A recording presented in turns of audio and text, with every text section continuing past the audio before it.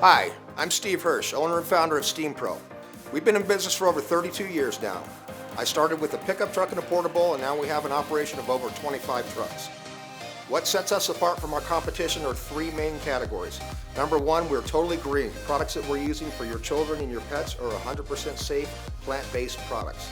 Number two is we use the best equipment that you could possibly buy.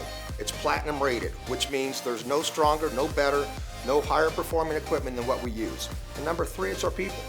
We train our people, we put them through IICRC, which is our certification board, that makes sure that they know exactly what they're doing as they come in and they're treating your different surfaces. We respect your home. We take the precautions by putting booties on, quarter guards, and we want to make sure you come out with the best experience that you've ever had. It all starts with our equipment. We run 58 horsepower motors. They're ProChem Everest. There's no better equipment. What that does, it means higher heat where you're naturally sanitizing the carpet, higher suction power, so we're pulling more of the moisture out, and you're getting a deeper cleaning. From the top surface to the back end of the carpet, the trucks that we use make all the difference in the world. So our company is capable of cleaning any type of stone, whether it's a natural stone, a porcelain, a man-made product.